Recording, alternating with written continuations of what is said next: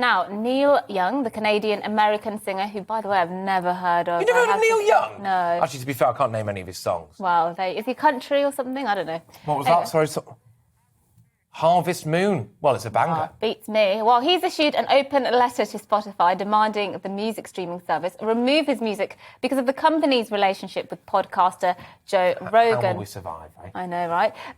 Quote, they can have Rogan or Young, not both, wrote the star in a letter to his management and record label. I mean, given that Joe Rogan is multi-million, he draws in millions of views every single day. It's a strange hill to die on, that, isn't it? Very odd hill. Yeah, why are you choosing that particular one? But anyway, Rogan has obviously been criticised by some for his strong views about COVID-19 vaccines and indeed lockdown. Spotify, which paid $100 million for the rights to Joe Rogan's podcast, the Joe Rogan Experience in 2020, is yet to comment. Yes, well, joining us now with more on this is Inaya Folarin Iman, who's a presenter here on GBNews and, of course, our culture and social affairs editor. Thank you for joining us.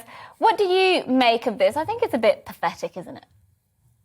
I mean, it is quite remarkable. And I think, for someone who is such a big figure in the music industry, he is quite significant. To essentially demand censorship of other artists, creatives, people that are in the other industry for having views that he disagrees with. I think it's really unfortunate. And yes, Joe Rogan signed a $100 million contract with Spotify in 2020. His podcast was previously on YouTube, and it is actually the biggest podcast in the world. It draws in 11 million listeners per episode, compared to around 6 million monthly listeners from Young. But also, his podcast is quite interesting. It's quite balanced. So he had the CNN medical correspondent on, and he asked him many questions, and that had millions and millions of views. And it's quite a famous interview because many people thought that it seemed as if the CNN correspondent had never actually been questioned on many of his views before. And he platforms him, but he also platforms people that fundamentally disagree with the CNN correspondent. So he had Dr. Robert Malone, who is quite famous for his strong criticism of some of the ways in which the COVID-19 mitigation has been handled. And Joe Rogan platforms people from a whole wide variety of the political spectrum. He had many Democratic presidential candidates in the run-up to the 2020 election, and he has people on the right wing of the political spectrum. So I think it's really unfortunate that even artists and creatives who are known for challenging orthodoxies and expanding the boundaries of our creativity are now demanding censorship. And it is censorship, and it's the cancellation of people, isn't it? And are you concerned that this is actually kind of where we're heading now? If you don't think the right way about COVID, you might get cancelled.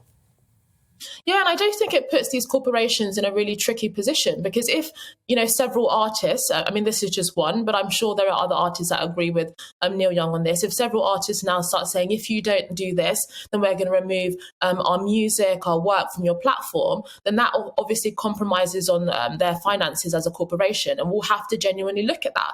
But I do think Joe Rogan, has put himself in a tricky situation. When he was an independent podcaster, he could do whatever he wanted. But when you sign a contractual relationship with a corporation, even despite, I think, the terms of this particular relationship is that they have no editorial oversight, but when you are then now funded by a corporate institution, I think it does challenge this idea that you are this independent, free podcast that's just open. I think it does create some of these tricky situations that maybe they have some rights to start telling you what you can and cannot do with your content. And I think that would be really worrying for a podcast like Joe Rogan, which exists for the purpose of actually having so many different views and saying it in a very open and unchallenging way.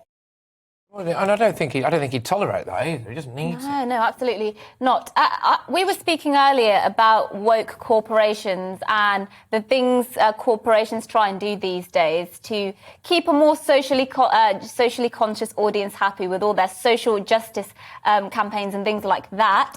I've been quite pleasantly surprised at Spotify at keeping Joe Rogan. Do you think there is any possibility of him actually being cancelled? Because he does draw so much controversy. But then again, as we said, he draws in millions and millions of views, doesn't he?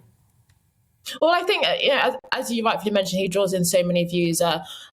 11 million per episode. It is the biggest podcast in the world. So I think that they will be in a difficult financial situation if they get rid of him. I mean, he can draw his audience anywhere. He moved from YouTube. He can move to another platform. And I'm sure that he's going to bring just as many viewers because he has huge name recognition. So I do think it is good. And I hope that Spotify stick to this. But I do think it does raise questions about how instead of a climate where you have a whole range of views and people disagree, and that's totally okay and that's totally normal, that actually now many creatives and artists are saying that if you don't do this, then we're going to remove our funding, we're going to boycott you. And then it creates these really toxic situations where ordinary people who just want to hear a wide range of views then have to go into more and more obscure platforms to get ideas that really should be debated in an open public way.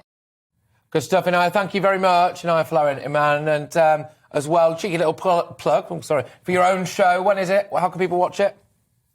3 to 4 p.m. every Sunday, The Discussion. Check it out. Good stuff. All right, take care. Thank you very much. We've had quite a lot of people get in touch about Neil Young, actually. A range of views. So we've got Dean first. One of the greatest from the 70s, on a par with Bob Dylan, in my view, better. Listen to Heart of Gold, a legend. Paul takes a different approach. All you need to know about Neil Young is that he can't play guitar to save his life, and vocally he sounds like a cat that's got its tail trapped in a rocking chair. Best avoided. So good. Across the spectrum. Yeah, so I got a few comments. Somebody's saying that's showing their age, that they can't believe I've never heard of Neil Young. I honestly haven't. Well, I mean, I have heard of it, but I don't know anything about it. I just can't say that I've ever been that bothered about Neil Young personally. Yeah, fair enough. Certainly heard of Joe Rogan, though, so, you know. Indeed. Well, quickly, let's go to some of your views. Alan says about Boris Johnson, unfortunately, if a person in his position starts being untrustworthy, they have to go. I still remember Tony Blair. On social workers, Robert says, when I was a cop in Glasgow in the 70s, I went to a 6-month-old baby on its own. The parents were down the pub. In those days, you'd be arrested, taken straight to court. Social services just don't do this kind of thing anymore. Yeah, I mean, it's undeniable, obviously, that social services are kind of under the cosh a bit, really. You know, they are overworked, quite possibly under-resourced as well. You know, it's important to say that, but at the same time, you know, that's something that needs to be sorted then, isn't it? But thank you very much, everyone who's been getting in touch. GBViews at gbnews.uk.